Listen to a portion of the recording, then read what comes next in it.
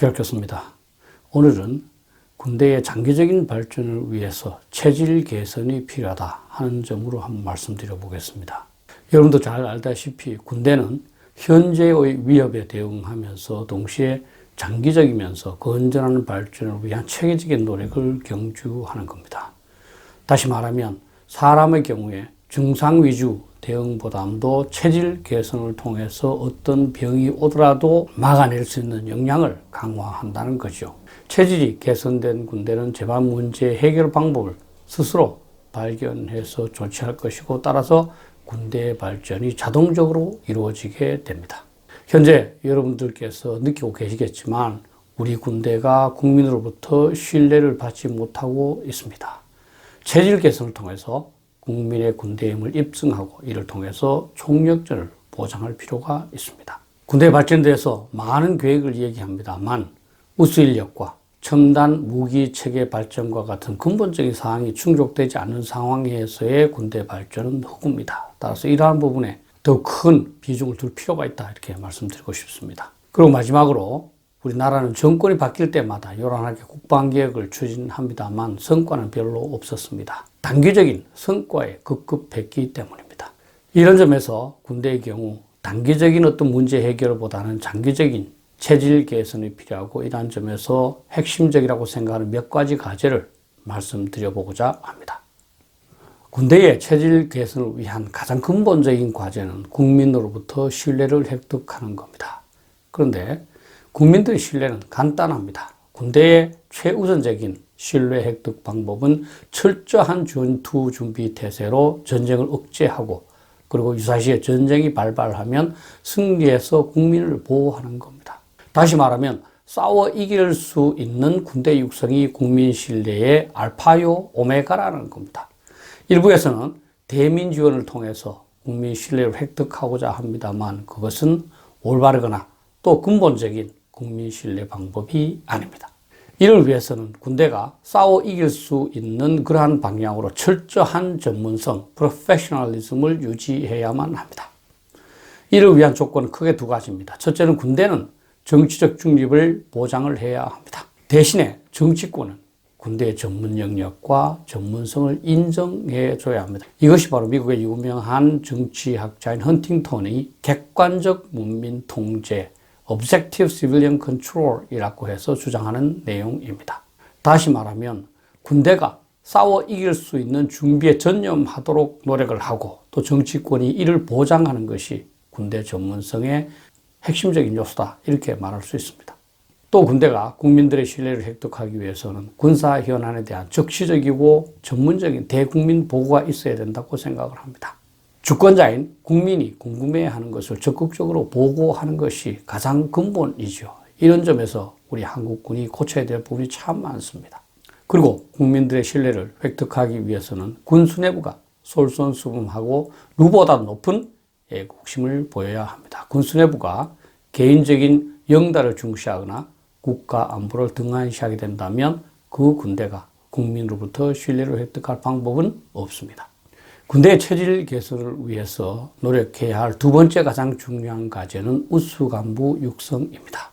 우수 간부가 있으면 우수 군대가 될 것이고, 우수 군대가 있으면 강한 국가가 되기 때문입니다. 이를 위해서는 군대를 직업으로 생각하는 직업주의보다는 국가와 민족을 위한 애국심 또는 사명감으로 군복무를 한다는 소명의식을 강조할 필요가 있습니다. 아무리 군대가 보수를 많이 준다 하더라도 사회보다 많을 수가 없고, 따라서 보수나 처우를 개선해서 군간부들로 하여금 열심히 하도록 하는 것은 한계가 있습니다. 사명감을 북돋고, 그리고 군복무에 자부심을 갖도록 하는 것이 중요합니다. 무엇보다도 우수한 젊은이들이 군대를 자원하도록 하는 그러한 노력이 필요합니다. 이를 위해서는 보수, 처우, 문화 측면에서도 어느 정도 유인책을 강화해야 할 겁니다. 특히 군대 문화가 거부감을 갖지 않도록 수뇌부부터 반성 및 교정할 필요가 있습니다. 그리고 여성 인력과 민간 인력의 활용도 증대해야 할 것이고요.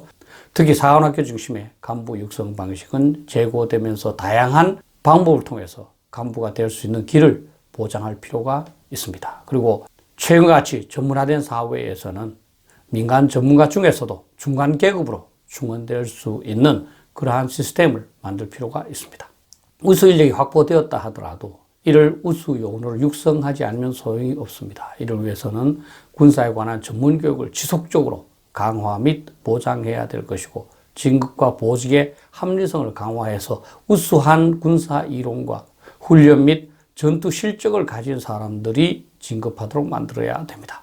또한 군대 문화가 지나치게 경직돼서 우수 요원이 떠나지 않도록 문화와 의식의 혁신을 병행해야 된다고 생각합니다. 이러한 점에서 군 수뇌부의 솔선수범이 다른 어느 것보다 중요하다고 봅니다.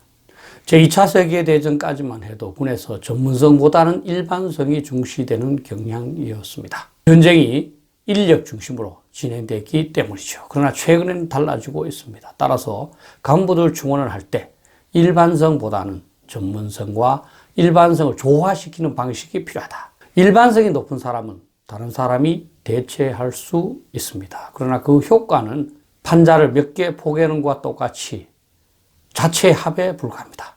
그러나 전문성이 높은 사람들을 체계적으로 결합시킬 경우에는 승수 효과가 일어나서 전체적인 합보다가 훨씬 큰 효과를 나타낼 뿐만 아니라 대체자가 제한되고, 따라서 전문가들을 우대해야 한다는 겁니다.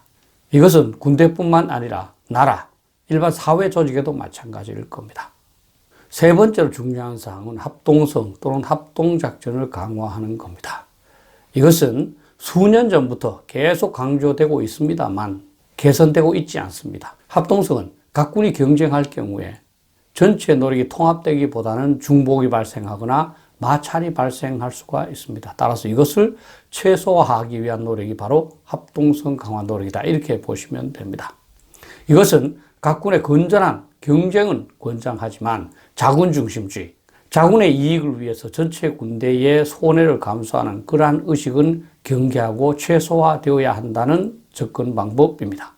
그래서 작전 수행 개념을 발전시키거나 군사력 증강 소요를 조정하거나 교리를 발전할 때부터 육군, 공군, 해군 측면이 아니라 전체 군대 차원에서의 효율성과 효과성을 높이는 방법으로 결정되어야 한다는 겁니다. 특히 합동성 강화를 위해서는 이러한 합동성을 구비한 요원을 육성할 수 있는 인사제도를 정착시켜야 합니다. 미군의 경우에도 골드워드 니코스 법안을 1980년대에 입안을 해서 합동작전 분야에 근무한 사람들의 진급을 보장해주기 위한 조치를 강구하기도 했습니다. 그리고 현대전은 당연히 합동작전이 됩니다. 합동작전은 2개군 이상 또는 합동작전 부대나 합동계획에 의해서 수행되는 작전인데요. 이러한 합동작전을 통해서 좋은 성과가 나지만 그만큼 문화, 교리 등이 다르기 때문에 이를 위하여 사전에 조정 준비해야 할 사항도 많습니다. 따라서 이러한 합동작전을 보장할 수 있는 재반 준비를 갖추어야 한다는 겁니다. 합동작전과 비교되는 것은 재병과 협동작전인데요. 이것은 육군의 경우에 포병, 보병, 기갑 이런 것들이 함께 군사작전을 시행을 해서 전체 효과를 극대화하는 겁니다. 이것이 이제는 육해 공군 수준으로 격상되어야 한다는 겁니다. 나아가서 군사뿐만 아니라 민간 분야의 재반 역량도 함께 발휘되도록 하는 통합작전도 더욱 체계화되어야 할 겁니다. 네 번째는 군대의 경영 합리화입니다. 군대도 조직이기 때문에 또 현대 들어서 매우 방대해졌기 때문에 경영 합리화를 위한 노력은 아무리 강조해도 지나치지 않습니다. 이를 위해서는 군 간부들 모두가 국민들의 소중한 세금을 한 푼도 낭비하지 않겠다는 자세가 필요합니다. 방위산업과 관련해서 국민들이 상당한 의혹을 제기하고 있는 것은 지금까지 군대가 그러한 부분에서 신뢰를 주지 못한 점이 있었기 때문이라고 봅니다. 다만 전투에서 승리하기 위해서는 군대는 효율성만을 강조할 수가 없습니다. 승리를 결과하는 효과성을 더욱 중시해야 합니다. 이러한 차원에서 지금까지 군대의 낭비, 중복은 어느 정도 허용되어 온 점이 있었습니다. 그러나 불필요한 낭비와 중복은 제거해야 필요한 분야에 집중적인 투자가 가능합니다. 이를 위해서는 군대 문화를 혁신해서 효율성을 다소 강조하면서 각 조직을 지속적으로 평가해서 개편함으로써 비효율성이 없도록 해야 합니다. 그리고 민간 부문과의 호환성을 확대하고 나아가서 민간 분야를 적극적으로 활용함으로써 군대는 전투에 직접적으로 관련된 분야에만 집중할 수 있도록 해야 합니다. 군대의 효율성 향상을 위해서는 평소에 마이크로 매니지먼트, 세부 관리를 최소화하기 위한 노력도 필요합니다. 최근 평시라는 핑계로 사단장이 대대장의 일을 한다 이런 얘기도 많이 있습니다. 그렇게 되면 그 조직은 잘못된 겁니다. 중대장은 중대장, 대대장은 대대장, 사단장은 사단장, 군사령관은 군사령관의 일을 수행함으로써 각자의 본분대로 업무가 수행되고 따라서 군대 전체의 효율성과 효과성이 동시에 유지되도록 할 수 있습니다. 다음은 5번째로 첨단 무기 체계 개발입니다. 여기에 대해서는 많은 분들이 관심을 갖고 있습니다.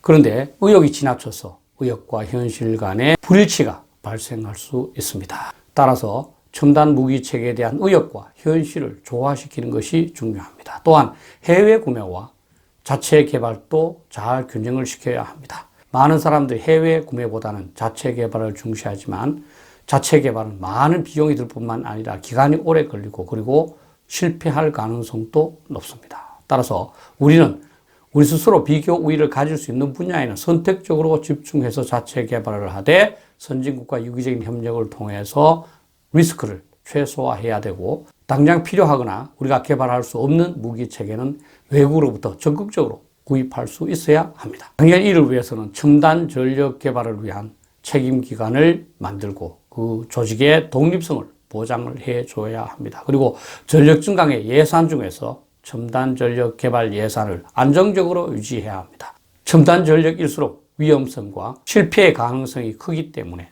국가 지도자에 의한 적극적인 지원이 필요하다고 봅니다. 당연히 첨단 기술은 군 스스로만 개발할 수 없기 때문에 국내 과학기술기관과의 협력 체제를 구축해야 됩니다. 이와 같이 불확실한 사업일수록 외부에서 다양한 의혹이 제기될 수 있습니다. 그러나 지나친 부정과 비리 중심 감사로는 첨단 전력의 개발을 추진할 수가 없습니다. 첨단 전력을 담당하는 요원들에게 사명감을 불어넣어주고 제도적으로 투명하지 않을 수 없도록 만들되 지나치게 의심해서 사업이 제대로 추진되지 못하도록 하는 사태는 없도록 주의할 필요가 있습니다. 이외에도 군대의 체질 개선을 위한 과제는 다양할 수 있고 사람마다 다를 수가 있습니다. 그럼에도 불구하고 저는 5가지만 제시함으로써 노력의 집중을 보장하고자 했습니다. 추가적으로 우리 군은 정권이 바뀌거나 또 군 수뇌부가 바뀔 때마다 요란하게 국방개혁을 해왔습니다. 개혁은 통상적인 발전을 통한 변화로는 변화되는 상황에 적응하기 어려울 때 드물게 추진하는 겁니다. 그렇기 때문에 정상적이라면 개혁은 최대 2, 3년 계속되다가 종료되고 그리고 정상적인 발전으로 복귀해야 합니다. 그러나 한국군은 행정부나 군 수뇌부가 교체될 때마다 국방개혁을 추진함으로써 국방발전과 국방개혁이 동일시되고 말았습니다. 또는 국방개혁이 군 수뇌부의 홍보수단으로 전락한 점도 없지 않습니다. 그래서 9호선 국방개혁을 통해서 목표 연도만 계속 연장을 하고 거창한 계획은 있지만 구현 성과는 별로 드러나지 않고 있습니다. 이러한 국방개혁을 계속하는 한 군대의 체질 개선은 이루어지기 어렵습니다. 왜냐하면 전부 단기적인 성과에만 치중하기 때문입니다. 불가피할 경우에는 개혁과 같은 조치를 통해서 군의 전반적인 태세 그리고 체질을 개선시켜야 합니다. 다만 이를 위해서는 계획도 잘 만들어야 되지만 그보다는 개혁 성과를 주기적으로 발표하도록 하고 국민들이 점검하는 것이 저는 더욱 중요하다고 봅니다. 아무리 국방 분야를 개혁한다 하더라도 앞에서 말한 근본적인 체질 개선이 이루어지지 않으면 모래 위에 집을 짓는 것과 같다 이렇게 생각을 합니다. 참고가 되었으면 좋겠습니다. 감사합니다.